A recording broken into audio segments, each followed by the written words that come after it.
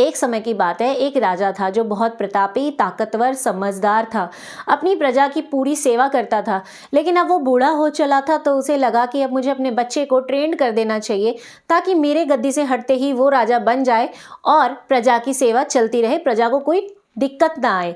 तो इसके लिए उसने अपने बेटे को ट्रेनिंग देनी शुरू की, उसे राजकाज समझाया, युद्ध कौशल सिखाया और उसके बाद रिटायरमेंट लेकर अपने बेटे को गद्दी पर बैठा दिया। हाँ जी, कंफ्यूज सोच रहे हो कि मैम कहानी क्यों सुना रही है? वो इसलिए बेटा, क्योंकि आज जो टॉपिक हम करने वाले हैं वो इसी कहानी से रिलेटेड है, जिसका नाम है सक्सेशन प्लानिंग। तो आइए सीखते हैं क्या है ये चीज़।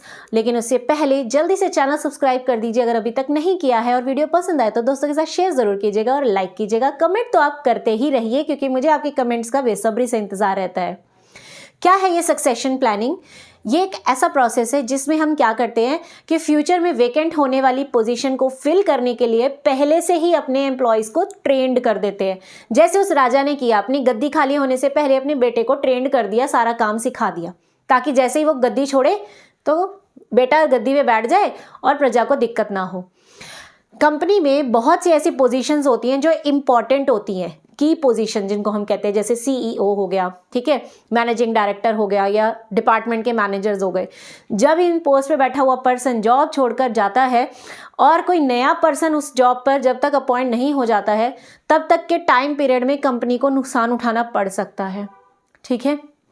तो ऐसी कंडीशन में कंपनी के एचआर डिपार्टमेंट वाले क्या करते हैं कि इम्पॉर्टेंट पोजीशन जैसे ही खाली होने वाली है, मतलब अगर कोई रिटायर होके जाने वाला है या फिर कोई रेजिग्नेशन देकर जा रहा है, तो हम पहले से ही अपने एग्जिस्टिंग एम्प्लॉयज़ में से किसी एक को चूज़ करके उसे उस पर्सन का सारा काम सिखा देते हैं, ताकि जब वो जाए तो सारा वर्कलोड नया पर्सन अपने ऊपर ले ले, वो पोजीशन पर आ जाए और कंपनी को किसी तरह का नुकसान ना हो, ठीक है। ये होता है सक्सेशन प्लानिंग। तो आइए जानते हैं कि इसका प्रोसेस क्या है, इसमें मेरिट्स क्या है, डीमेरिट्स क्या है, बहुत कुछ है इसमें, इसलिए वीडियो को एंड तक ज़रूर देखिएगा, कुछ भी स्किप मत कीजिएगा। जैसा कि मैंने आपको सक्सेशन प्लानिंग का मीनिंग बताया, एक बार इसको हम बोर्ड पर भी देख लेते हैं।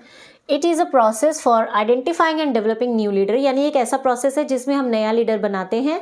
हु रिप्लेस ओल्ड लीडर, यानी कि जो हमारे पुराने लीडर को रिप्लेस कर सके, ठीक है जी। व्हेन दे लीव, कब रिप्लेस करवाओगे आप? जब वो कंपनी छोड़ के जाएगा, फिर वो चाहे रिटायरमेंट से जाए, रिजिग्नेशन देकर जाए या उसकी डेथ हो जाए, ठीक है। आप इसका स्क्रीनशॉट भी ले लीजिए बेटा। चलिए, it is like a backup plan, जैसे बैकअप होता है ना कि अगर एक चीज़ चली जाए तो चलो दूसरे से काम चला लेंगे, वो उसी तरीके से है ये। क्या रीज़न है कि हमें सक्सेशन प्लानिंग करनी चाहिए? फर्स्ट, आइडेंटिफाई फ्यूचर लीडर्स, यानी हम फ्यूचर के लिए लीडर तैयार कर रहे हैं, ठीक है। कंपनी को वेट नहीं करना पड़ता कि कोई नया पर्सन आएगा, वो काम समझेगा, फिर काम चलेगा। हम पहले से ही एडवांस में लीडर तैयार कर देते हैं।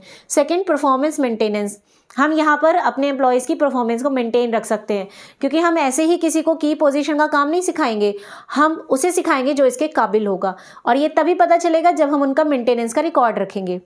देन प्रमोटिंग एम्प्लॉय डेवलपमेंट, हम सक्सेशन प्लानिंग इसलिए करते हैं क्योंकि ये एम्प्लॉय की डेवलपमेंट करने में मदद करता है, ठीक है, उनका विकास होता है। इस्टेब्लिशिंग द टैलेंट पूल, यानी एक कंपनी में बहुत सारे एम्प्लॉयज़ हैं, एक समंदर है, टैलेंट का समंदर, उसमें से हमें एक सागर में से जैसे मोती निकालते वैसे ही हमें एक मोती चुनना है, इसीलिए सक्सेशन प्लानिंग करना ज़रूरी है। ब्रिज द टैलेंट गैप्स, जो सीईओ अभी काम कर रहा है, जब वो छोड़कर जाएगा उसकी जगह किसी और को हम बैठाएंगे, यानी वो पर्सन टैलेंटेड तो है लेकिन अभी वो उस लेवल तक नहीं पहुंच पाया, उसका टैलेंट उस लेवल तक का नहीं है कि वो सीईओ बन जाए। तो ये जो बीच का गैप है, ये गैप फिल करता है सक्सेशन प्लानिंग, क्योंकि जब हम उसे ट्रेंड करते हैं ये गैप फिल हो जाता है। नेक्स्ट, टैलेंट रिटेंशन, रिटेंशन होता है रोकना। कई बार क्या होता है कि अगर हम किसी की पोजीशन पर किसी बाहर के पर्सन को अपॉइंट करके बैठा दें, तो कंपनी में जो अंदर लोग काम कर रहे हैं उनमें से कोई तो ऐसा होता है जो बहुत टैलेंटेड होता है और उसे उम्मीद होती है कि हाँ, इसके जाने के बाद मुझे प्रमोशन मिलेगी, यहाँ पर मुझे बैठाया जाएगा। लेकिन आप अगर उसे अपॉइंट नहीं करते तो वो क्या करेगा? नाराज़ होकर आपकी कंपनी छोड़ के जाएगा, यानी आपका टैलेंट कंपनी से भाग जाएगा। तो टैलेंट को रोकने का ये बहुत अच्छा तरीका है। आप उन्हें जब काम सिखाने लगेंगे तो उन्हें पता लग जाएगा कि हाँ, मैं इस पोजीशन पर बैठने वाला हूँ, फिर जब आप उसे उस पोजीशन पर बैठाएंगे तो कंपनी का फ़ायदा होगा और एम्प्लॉय भी नहीं जाएगा। अब क्या फ़ायदे हैं सक्सेशन प्लानिंग करने के? फर्स्ट, बूस्ट मोरल, ये एम्प्लॉय का कॉन्फिडेंस बढ़ाता है, ठीक है, उसे प्राउड फील कराता है। Next, engagement and recognition, employee को ना पहचान मिलती है कि इतने बड़े एम्प्लॉयज़ में से, इतने सारे एम्प्लॉयज़ में से सिर्फ मुझे सिलेक्ट किया, यानी कि मुझ में कुछ तो खास होगा, तो उसके अंदर एक खुशी की लहर दौड़ जाती है। नेक्स्ट है एम्प्लॉय डेवलपमेंट, ऑब्वियसली एम्प्लॉयज़ का विकास होता है क्योंकि आप उन्हें हाई लेवल की चीज़ें सिखा रहे हैं, ठीक है। नेक्स्ट, मिनिमाइज रिक्रूटमेंट कॉस्ट, सबसे इंपॉर्टेंट चीज़ कि रिक्रूटमेंट का खर्चा ही बच जाता है।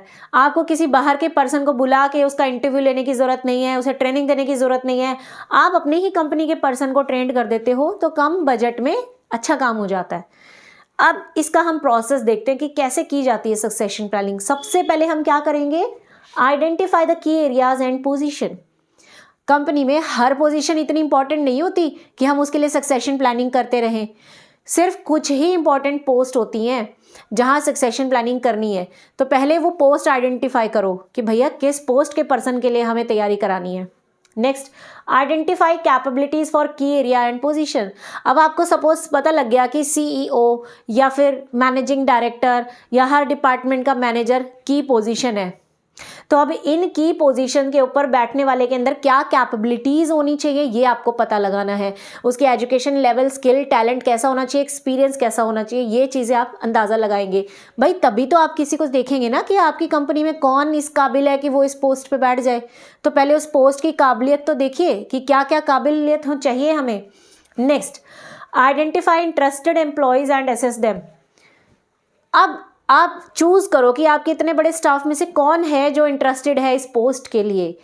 अब सपोज़ आपने 4 लोगों से मतलब आपने पूछा कौन इंटरेस्टेड है, 4 लोगों ने बताया कि हम इंटरेस्टेड हैं, तो आप असेस भी करेंगे उनको। असेस का मतलब उनको चेक भी करोगे कि क्या उनके अंदर इतनी काबिलियत है कि हम उनको सक्सेशन प्लानिंग करा सकें।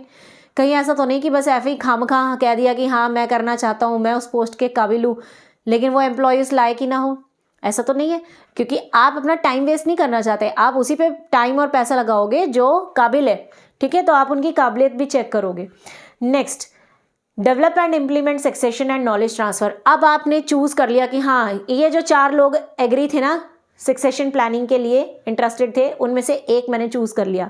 अब मैं उसको डेवलपमेंट करूँगी, उसको ट्रेनिंग दूंगी और साथ ही साथ नॉलेज ट्रांसफ़र करेंगे, यानी जो जो चीज़ें सीईओ कर रहा है वो सारी चीज़ें उसे बताएंगे कि ये पेपर वर्क है, ऐसे किया जाता है, पीपीटीज ऐसे बनते हैं, ये ऐसे होता है, सब कुछ आप उसे सिखाएंगे, नॉलेज ट्रांसफ़र करेंगे, ठीक है।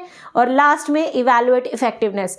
अब क्या होगा, आपने उसे काम सिखा दिया, अब आप चेक करोगे कि वो कितना सीख पाया है, ठीक है। जहाँ जहाँ पर उसको समस्याएं आ रही हैं, प्रॉब्लम्स आ रही हैं, आप उनको दूर करेंगे, आप उसे गाइड करेंगे, ताकि जब भी कभी वो की पोजीशन वाला पर्सन जाए तो ये पूरा रेडी हो उस पोस्ट को लेने के लिए और उस पर काम करने के लिए, ठीक है। तो ये था हमारा सक्सेशन प्लानिंग का प्रोसेस। अब इसमें एक लास्ट टॉपिक रह गया है डिसएडवांटेजेस का, आइए वो भी देख लेते हैं। फर्स्ट डिसएडवांटेज है या ये कहिए कि इसकी पहली लिमिटेशन है नेपोटिज्म एंड फेवरेटिज्म, यानी कि राजा का बेटा ही राजा बनेगा, फिर चाहे वो काबिल है या नहीं। वही चीज़ यहाँ पर है कि सीईओ अगर जॉब छोड़ के जाएगा तो उसका बेटा सीईओ बन जाएगा, या फिर अगर बोर्ड ऑफ डायरेक्टर में से चेयरमैन अगर जा रहा है तो उसका बेटा चेयरमैन बन जाएगा, ठीक है, या बेटी चेयरमैन बन जाएगी, वाइफ कोई भी मतलब फैमिली पर्सन बन जाएगा। तो यहाँ पर नेपोटिज्म आ जाता है और कई बार फेवरेटिज्म आ जाता है। एचआर मैनेजर का जो फेवरेट पर्सन होगा वो उसे ही सक्सेशन प्लानिंग के लिए चूज़ करेगा और उसी को काम सिखाएगा, बिना ये जाने कि वो पर्सन काबिल है भी नहीं, ठीक है। नेक्स्ट है नैरो एरिया, यानी इसका एरिया थोड़ा नैरो है क्योंकि ये सिर्फ की पोजीशंस पर फोकस करता है, ये कंपनी की सभी पोजीशंस के ऊपर अप्लाई नहीं होता। नेक्स्ट, इनएप्रोप्रिएट स्ट्रैटेजी, यानी कई बार हमारी स्ट्रैटेजी अगर गलत होती है तो हमारा सिलेक्शन भी रॉन्ग हो जाता है। हम गलत पर्सन को सक्सेशन प्लानिंग के लिए चूज़ कर लेते हैं और जब उसे पोजीशन में बिठाया जाता है तो वो उस पोजीशन को हैंडल नहीं कर पाता और कंपनी को नुकसान हो जाता है। Next, focusing on past performance without considering potential, यानी यहाँ पर हम क्या करते हैं कि देखते हैं भाई कौन सा ऐसा एम्प्लॉय है जो पिछले 10 साल से या 15 साल से कंपनी में अच्छा काम कर रहा है, जो कि बहुत टैलेंटेड है, ठीक है, और मैनेजमेंट की नज़रों में बहुत अच्छा है, हम उसे सक्सेशन प्लानिंग के लिए उठा लेते हैं। बट ज़रूरी थोड़ी ना कि वो कैपेबल भी हो। माना कि जिस पोस्ट पे वो काम कर रहा है वहाँ पर वो बहुत अच्छा काम करता है, लेकिन ज़रूरी तो नहीं कि वो अच्छा मैनेजर भी बन सकता है या अच्छा सीईओ बन सकता है। तो हम क्या करते हैं कि उसका कैपेबिलिटी तो देखते नहीं, उसकी पास परफॉर्मेंस के बेस पर सिलेक्ट कर लेते हैं, जिससे कंपनी को नुकसान हो सकता है। तो इसी के साथ हमारा ये टॉपिक कंप्लीट होता है। वीडियो कैसी लगी कमेंट सेक्शन में ज़रूर बताइएगा। अच्छे से पढ़िए। Bye, have a good day.